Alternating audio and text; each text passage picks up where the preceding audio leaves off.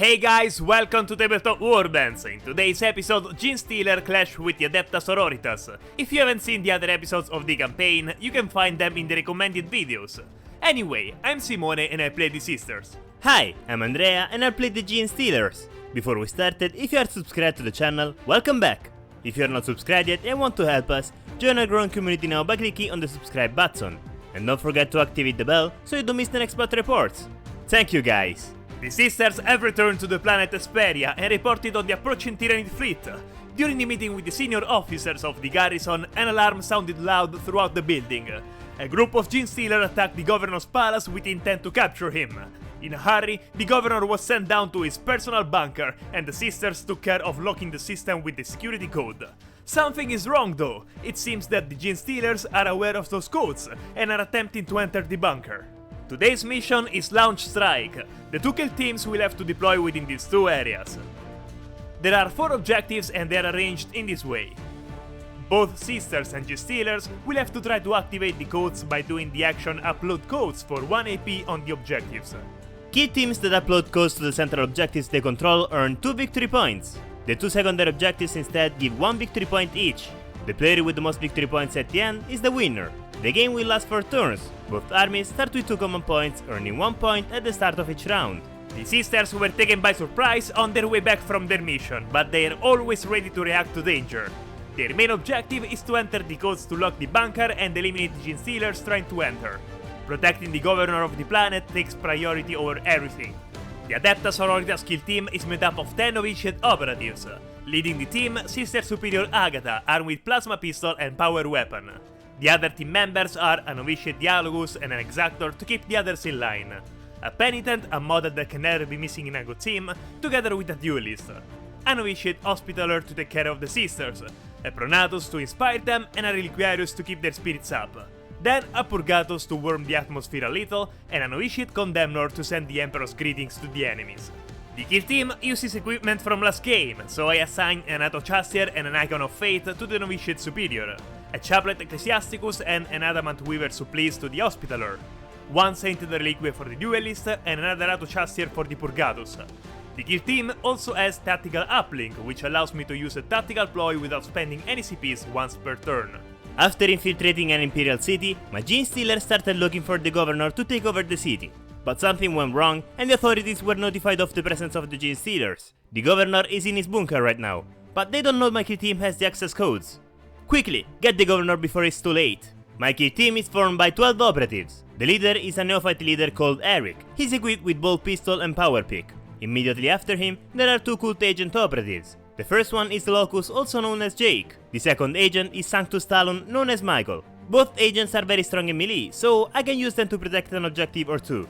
Then there are 2 heavy gunners, Jason, armed with a heavy stabber, and Amos, equipped with a seismic cannon. Next in line we have 2 more gunners, Frank with his flamer, and Richard armed with a grenade launcher. The next member of the kill team is Henry, the Icon Bearer, equipped with the autogun. Last but not least, we have 4 neophyte brood adepts, Tom, Bob, Sam, and Noah, all equipped with autogun. The spec op that I chose for my kill team is Clandestine Warfare, which requires me to complete 5 games in which I score victory points from the faction stack ops. For this match, I decided not to use requisition points. My team already has Tactical Uplink plus the additional equipment from the last game. I gave a cool talisman to both the heavy gunners and a cool knife to Richard, the gunner. Being the defender, I deployed the entire kill team first. I've placed 6 Sisters on the right flank, including the Condemnor, who will try to climb the building as fast as possible in order to have full view of the battlefield. The Novitiate Superior will lead the Sisters from the center and try to conquer the central objectives. On the left side, there are the Penitent and the Exactor, ready to spring forward to engage against possible enemy models within range of the main objectives. Almost all my models have the Conceal Order. In my first turn they won't be much I can do, but I will be able to keep the Sisters hidden, waiting for Andrea to expose his Genestealers. Simone has deployed all his operatives with the Conceal Order, and that's just fine with me. I decided to divide my operatives in order to cover as much as possible all the objectives. On the right there are the 2 agents, Locus and Sanctus. They will take care of eliminating anyone who approaches objective 2. While on the left there are all the gunners of my kill team who will take care of eliminating all the Sisters who will try to get on the vantage points. Like Simone, I also deployed all my operatives with Conceal Order. It's time to do the scouting phase. Each of us chooses a number of dice equal to the corresponding number of the choice. 1 for Fortify, 2 for Infiltrate and 3 for Recon. Red dice for the Sisters and grey dice for the Genestealers. I chose Infiltrate while Andrea chose Fortify. Since this area is way too open, I place a barrier here. In the strategic phase, I spend 2 command points for the strategic ploys Meticulous Plan and Writhing Ingress. The first ploy allows me to perform a mission action for free if the operative performing the action has a concealed order, while for the second ploy, I chose a terrain and I place an Ingress token beside it. Until the end of the game, my operatives can pass through that terrain as if it wasn't there. I reveal the TACOP Protect Assets. If I manage to eliminate 2 enemy models within a circle of an objective by the end of the turn, I earn 1 victory point. I reveal the faction TACOP Nowhere Unreachable. Simone has to place a token anywhere in the kill zone that is more than 6 inches from his drop zone. Controlling it at the end of a turning point gives me 1 victory point. I place the token in an exposed spot, so that I can target enemy models who will try to control it. And this is the Ingress token of my strategic ploy. The first operative to move is Richard, the grenade launcher who reaches objective 3 with movement and dash and enters the ghost for free thanks to the strategic ploy used. First 2 victory points for me. Sister Regina the Reliquarius moves alongside objective 2, then with her last action uses the ability Plant the icon on the objective. Until the next activation, the APLs of enemy models around the objective will be halved. The next to activate is the Sanctus, who charges the Reliquarius, then uses the action Familiar Soul Sight on the Sister to give his weapon the characteristic Brutal and Balanced. Then Michael starts the fight by making 4 attacks at 2+, hitting with 3 crits and 1 normal thanks to the Little 4 rule. The Reliquarius makes 3 attacks at 4+, missing them all. Excellent start. The first Sister leaves the battlefield, but her death will not be in vain. I use the free tactical ploy of this turn and I choose Glorious Martyrdom. Each enemy model around my eliminated sister suffers 1 mortal wound. Plus I earn the 3 fate points. 2 additional fate points for me. Finally, I reveal the TACOP Glory to the Martyrs. If another sister is incapacitated within 1 circle of this objective, I gain 1 victory point. After fighting, the Sanctus can do a free dash regardless of his previous movements, then leans over the objective 2 and does the mission action, earning another 2 victory points. Oh, I almost forgot. These are for you.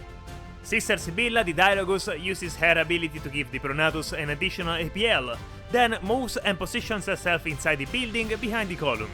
Harry uses his ability Signal the Strike. Whenever a friendly operative changes his order to engage and shoots or fight within 3 inches of the Agon Bearer, he can reroll all the shots. Sister Yelena with movement and dash climbs the building and stands next to the objective. Thanks to her ability, the Pronatus can take a mission action without spending AP once per turn. Then Yelena uploads the codes onto the objective. With the remaining AP, since she had 3 thanks to Dialogus, she uses her unique action Raise Relic, earning 3 fate points due to the proximity to the objective.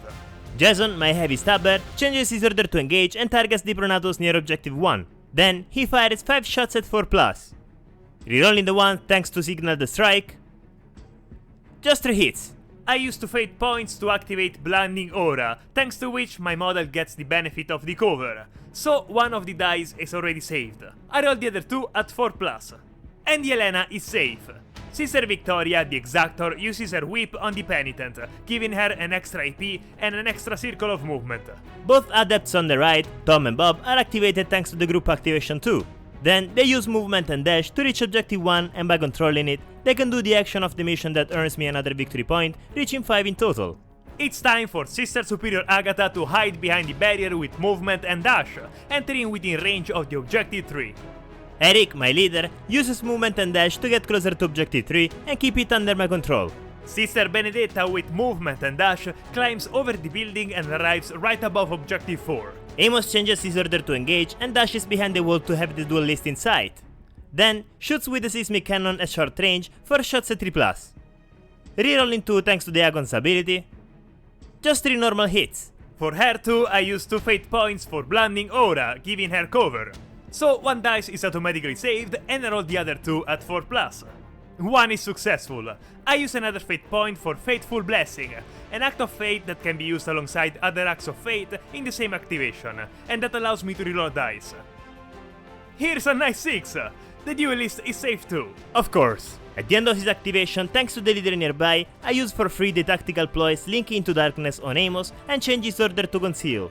The Purgatus Lena changes the order in Engage thanks to my choice of the Scouting Phase, then moves over the barrier using movement and the free dash of her ability Burning Advance, and comes within sight of the Genestealer with the Grenade Launcher. Taking aim, she opens fire on him by making 5 shots at 2+.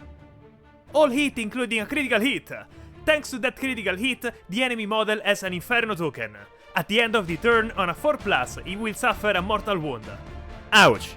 He needs to save at least 2 to survive. 3 dice at 5+. 2 saved! Rerolling 1 for free thanks to tactical uplink. Nope. 6 wounds through. Good job, Richard. Here is your wound left, the injury and the Inferno token. Jake activates and with movement and dash reaches objective 2. Then, with his remaining action, activates the ability Quicksilver Strike. Until the end of the turning point, when an enemy operative passes within 3 inches of Locus, I can interrupt his action to perform a free charge and fact action. The Penitent uses movement and dash to get close to the central objectives, preparing to fight in the next turn. The next to activate are Sam and Noah, the 2 adepts on the left. Sam goes behind the ruin with movement and dash, while Noah changes his order to engage and moves through the edge. Then, he shoots the Purgatus 4 shots at 4+. Rerolling 1 thanks to the ability Cult Ambush. 1 crit and 1 normal hit. 2 dice to save at 4+. Using the 2 successful dice, I decide to save the critical hit. This means that Lena suffers 2 wounds, remaining with 5. Sister Arianna climbs above the building where she has the Sanctus in view. The Condemnor has the weapon with the ability Silent and can fire with the Conceal Order. 4 shots at 3+ on the Sanctus. I use the tactical ploy Righteous Condemnation for 1 command point to reroll all missed shots. 3 hit and 1 failed. Not being satisfied, I use 2 fate points for Guiding Light, which allows me to keep a failed shot as successful. So everyone hit. The Sanctus has an ability called Preternatural Assassin, which allows him to save an additional dice due to the cover. So I only roll 1 dice at 4+. Easy, but still 2 wounds through. Let me take this. Thank you. The last to activate is Frank, who changes his order to engage, and moving through the door he reaches his friend Noah. Then, he shoots the Purgatus with his Magnificent Flamer, making 5 attacks at 2+. Rerolling the 1 thanks to the Cult Ambush. All hit! 3 dice at 4+. Unfortunately, only 2 are not enough. The Purgatus is dead. Thanks to the weapon's characteristic Torrent, I hit the Sister Superior as well, making 5 more attacks at 2+. Again, all 5 wounded. This time I need 3+ to save them. With the item Icon of Fate, I can use a free Act of Fate, and I use Divine Shield, changing a failed dice into a successful one. Okay, luckily Sister Agatha is safe. Sister Lena has been eliminated, and Sister Agatha has 4 remaining wounds. And the last one is the Sister Hospitaller, which has the Chaplet Ecclesiasticus. Each time she activates, I roll a dice, and on a 6 she gets an additional AP. This time it didn't work. Diana activates and approaches the Sister Superior. Noticing that she is wounded, the medic prepares to heal her. Agatha recovers 2d3 wounds. 5! The Sister Superior is back in full shape. At the end of the turn, I have to roll the dice to determine if the model with the Inferno token suffers the mortal wound or not. Having only 1 wound left, on a 4+, the Genestealer dies. 6! Yes! Ah, too bad. You almost survived, Richard. At the end of the turning point, I earn a victory point by controlling the faction's Tac Op marker, reaching 6 victory points in total. Excellent start, I would say. It would have been even better if I had managed to eliminate a few more sisters, but Simone saved them thanks to the fate points. If in the next round I will have the initiative, I could strengthen the control of the central objectives and ensure the victory of the game. I may have regretted a little bit about putting almost all my models with Conceal Order. I literally allowed Andrea to take the central objectives without being able to do anything to prevent it. It took me by surprise with the tactical ploy which allows him to traverse the scenery without spending any additional movement. But I have to stay focused. The next turn I will be able to change the order of the sisters and finally start doing damage. Rolling for initiative. 4. Here we go, this time the sisters begin. This turn I use the strategic ploy Eyes of the Emperor for 1 command point. This ploy allows me to remove the special range rule from the pistols for this turn. Then I reveal the Tac Op Vantage. My operatives will be able to perform an action on Vantage points to earn 1 victory point. I reveal the Tac Op Upload Viral Code. When one of my operatives is within 6 inches of the enemy drop zone, they can perform the action Upload Viral Code for 2 AP and earn 1 victory point. Sister Nevia, the Penitent, activates first and charges both the Locus and the Sanctus. Then, with her second AP, she uses her ability Absolution through Distraction, which allows her to fight twice. Her first target is the Sanctus, 4 attacks at 4+. In her first turn of combat, the Penitent can reroll the dice. All hit! Since the critical deals 6 wounds, the Sanctus died without being able to do anything. Don't even need to roll. Also, the Locus has 5 wounds remaining because of the area damage of the Penitent's crits. So sad. Again, 4 attacks at 4, but this time on the Locus. 1 hit! I need at least 1 more, so I use 2 fate points for Guiding Light, changing a failed hit into a successful one. 1 critical hit and 1 normal hit. Sure. And my second agent gets obliterated from the battlefield. Now it's my turn. Amos changes his order to engage and points his Seismic Cannon at the duelist on objective 4 and fires 6 shots at 4+. Rerolling 1 thanks to Cult Ambush. All hit with a crit! Nice shot! I try to defend with 3 dice at 4+. Ah, damn! I need all 3 to save her. Rerolling with the free command point of this turn. Nah, nothing. She died. The blast damage hits the Condemner as well, so 6 more shots at 4+. Rerolling 1 for Cult Ambush. Never mind. 2 crits and a normal hit. It's 3 dice at 4+ again. What a nice roll. Fortunately, there are 2 wounds per attack, so Sister Arianna is left with 1 wound, while Sister Benedetta collapses to the ground. And with his last action, Amos dashes in cover behind the wall. The Sister Superior tries to take control of the central objective and charges the enemy leader in front of her, then fights making 4 attacks at 2+. Oh boy, luckily she hit on 2. My leader responds with 4 attacks at 3+. And thanks to the Power Picks rule rending, he hits 2 crits. Agatha starts the fight by dealing damage to the opponent. Eric also deals damage, but with the critical. The Sister Superior ends the fight by pushing her power weapon into the Genestealer's body. Goodbye, Eric. You did great. Agatha is alive, but she has only 3 wounds. Thanks to the Sister Superior's ability, since she killed an enemy model, I can choose another model within 6 inches of her and activate it right after. So I choose the Hospitaller. Sister Diana does the mission action on the objective by looting the codes. Then, being within 1 inch of the Superior, she heals her to the 3 wounds. 4 wounds healed! Agatha returns to 7 wounds. Great! The 2 adepts on objective 1 are activated. Dom does the mission action on the objective and then fires 4 shots at 4+ on the Pronatus, hitting 1 crit and 2 normal hits. 3 dice at 4+ to defend. I use a fate point to reroll a dice. Only 1 is saved. The Pronatus suffers 5 wounds, remaining with 2, so she is injured. Bob changes his order to engage and points his autogun at the Condemner on the other side of the battlefield, then fires 4 shots at 4+, taking her down with ease. Having only 1 wound, I can defend her from 4 dice, so the Condemnor has been eliminated. With his second action, Bob charges the Pronatus. Sister Victoria, the Exactor, activates and moves towards the Dialogus and uses her ability to give her companion an additional AP. Frank attempts to take out the medic with his flamer and fires 5 shots at 2, hitting 4. The medic tries to defend with 3 dice at 3+, thanks to the item I gave her. All 3 saved, only 2 wounds sustained. With the flamer's rule Torrent, the Superior is also hit and takes 5 attacks at 2, 3 normal hits and a critical. 3 dice at 3+, also for the Superior. Perfect! Only 2 wounds for her too! Both the Hospitaller and the Sister Superior are left with 5 wounds. It went well this time. With the second action, Frank moves towards objective 2 to try to contest it. The Dialogus activates and with movement and dash reaches objective 2. Once there, she performs the action of the mission and uploads the codes. Jason aims his heavy stabber at the Superior and tries to take her out by firing 5 shots at 4+. Rerolling 1 for free thanks to tactical uplink. 3 normal hits. 1 dice is automatically saved for the cover. For the other 2, I have to roll 3+. Oh yeah, the Superior is safe. The Pronatus uses her action Raise Relic, and being next to the objective, she earns 3 fate points. Then she passes the turn to try to stay alive. Sam activates and does the action Upload Viral Code, earning 1 victory point.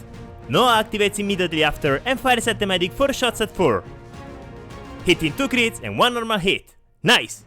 3 dice at 3+ for the medic. No, too many ones. I use a fate point to reroll dice. Much better, so only 3 wounds pass, and the Sister Hospitaller is still alive. I would like to try to make her survive the battle to help with the wounded. Having run out of models to activate, I can start with the Overwatch. The Sister Superior fires on the flamer in front of her. The objective is of the sisters. 4 shots at 3+. Oh, nice! 2 critical and 2 normal hits. Nothing to do. I don't even need to roll the dice. Bye, Frank. Harry tries to avenge his friend, so he changes his order to engage and fires 4 shots at 4 at the Superior. Rerolling the ones thanks to the Cult Ambush. 2 crits and 1 normal hit. Again, 1 dice is safe for cover. The other 2 I need 3+. Ah, damn, I failed 1. 3 wounds to Agatha. She only has 2 now. In the second round, the situation has definitely improved. I'm in control of the central objectives, which are the ones that are worth the most points. I couldn't get my models to survive on the vantage points, which means I won't be able to score points with the TAC-up vantage. If I want to win this game, I have to be able to keep possession of the 2 central objectives at all costs. I can do it. And once again, Simon is proving to be disgustingly lucky with the dice. At the end of the second round, I take the second victory point for the faction TAC-up, reaching 9 in total. For now, I'm still ahead with victory points, but if I don't manage to do the mission action on at least one of the 2 central objectives, I could still lose. Obviously, taking the initiative in the next round is extremely important. Rolling for initiative. Amazing! A1! Yes, this initiative was important. I use a command point for the strategic ploy Eyes of the Emperor to increase the range of the pistols. In the firefight phase, the Sister Superior is activated first, and being right above the objective decides to carry out the mission action by uploading the codes. Then, with her plasma pistol, she shoots the Genestealer next to her. 4 shots at 2+. All hit, including 2 critical hits. Okay, he's dead. I know. As before, having the Superior killed an enemy model, the medic can be activated. I roll a d6 to see if she gets an additional AP. No, not this time either. Sister Diana, seeing the suffering Superior, uses her ability to heal her. 2d3 wounds healed. 2! Better than nothing. Agatha goes back to 7. Amos aims his seismic cannon at the Penitent and fires long range 6 shots at 4+. Thanks to that crit, the Penitent is stunned and has -1 to the AP. 3 dice at 4+. No, nothing. I use 2 fate points for Divine Shield and change a failed dice into a successful one. 2 wounds suffered by the Penitent. The blast damage hits the Dialogus as well, so 6 more shots at 4+. Just like the previous roll. Dialogus is stunned. Again 4+ to save. A dice was successful, so 1 hit passes. 2 wounds suffered by the Dialogus. Both the Penitent and the Dialogus lose 1 AP and are left with 5 wounds. The Sister Exactor moves towards the companions and gives an additional AP to the Penitent, which now is back to 2 available APs. Jason fires his heavy stabber on the Penitent, making 5 shots at 4+. For the 3rd time in a row, hitting only with a 6 and a 4. I need 4+ to save. This is a nice roll! No one suffered! Activating the Pronatus, I use 2 fate points for Blessed Rejuvenation, which allows her to recover d3 wounds lost. 3! Great! I hope they are enough to stay alive. She then recovers 3 fate points thanks to her ability Race Relic. Bob activates and fights the Pronatus, making 3 attacks at 4+. 1 crit and 2 normal hits. Nice! The Pronatus responds with 3 attacks at 4+. Nothing. All failed. Sorry, we tried. You still did your duty. After eliminating the Pronatus, Bob does the mission action. Tom activates after him and does the action Upload Viral Code, earning the second victory point for the TAC-up. The Sister Penitent charges the 2 Genestealers behind the ruins and uses her ability to fight twice. She starts by attacking the Heavy Gunner with 4 attacks at 4+. Thanks to her skill, I can reroll the dice. A critical and a normal hit. The crit deals 6 wounds, plus 2 mortal wounds to both the Heavy Gunner and the other 2 enemy models nearby. This means that the Gunner died before he could respond to the attack. Jason is forced to abandon us. Come this way, please. With the second combat action, Nevia makes 4 more attacks at 4+ on the Icon Bearer. No attacks hit. I use a fate point to reroll dice. 4! Perfect! The normal hit deals 5 wounds, what it takes to kill the Genestealer. I hate those fate points. You can reunite with your friends now, Henry.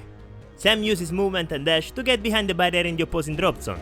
The last sister to activate is the Dialogus that performs the mission action on the objective 2. One of the 2 key teams got the points they needed to win, so in order not to prolong the video too much, we will briefly show you the highlights of the 4th round. In the 4th round, I use the strategic ploy Eyes of the Emperor again to remove the special range rule from the pistols. This turn I managed to take the initiative, so the first agent to activate is the Seismic Cannon, which fires at short range on the Penitent, eliminating her without problems. Sister Superior Agatha again performs the mission action on the objective, then she targets the Genestealer on the roof of the building and easily takes him out.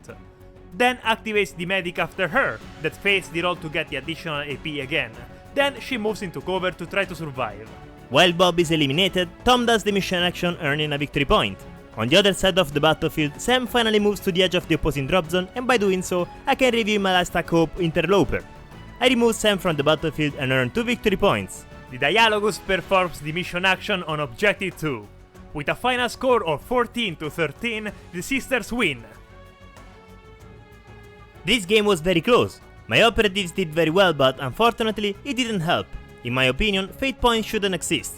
I am hoping for a sister nerf because, right now, they are really hard to manage. Either way, the Genestealers couldn't get into the governor's bunker, but one of my operatives infiltrated the building without any problems. Now they need to reorganize and find an alternative plan to take control of the city. Wow, this match was really intense! It ended up with only 1 victory point of difference. Andrea managed to take a lot of points from his Dark Hopes, while I only took 1 victory point from mine. The key move for me was taking control of both primary objectives, which secured me a lot of victory points. The first round was quite slow for me, but from the second onwards, the sisters stood up.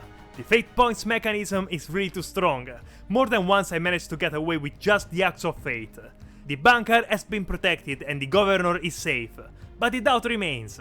Who communicated the secret access codes to the Genestealers? At the end of the game, each operative who has been eliminated must take a casualty test to see if he's dead or has suffered battle scars. A d6 is rolled. On a 2+, the test passes. With 1, the operative suffers a battle scar, and with a second one, the operative is dead. The first team to take the casualty test are the Genestealers, who once again managed to pass the test without problems and can take all the experience points from this game. Furthermore, in the next game, they can all be deployed without penalties. It's time for the sisters to take the test. In the last game, none of them got injured, and once again, they managed to get out of the battle with no battle scars. No sister rolled a 1, so the entire kill team can be deployed in the next game without problems. It's really true that the Emperor protects. And with this, we conclude. If you like our content and want to help us grow the channel, we have an account on the platform Buy Me a Coffee where you can support us with donations. Any help you can give us to improve the channel is welcome. We are counting on you. The link is in the description. And if you have come this far, write the word interloper in the comments to let us know. You are the best. And if you are not yet subscribed, subscribe to the channel. If you liked the video, leave a like and write us in the comments. We are always curious to know what you think. That's it, guys! See you next video!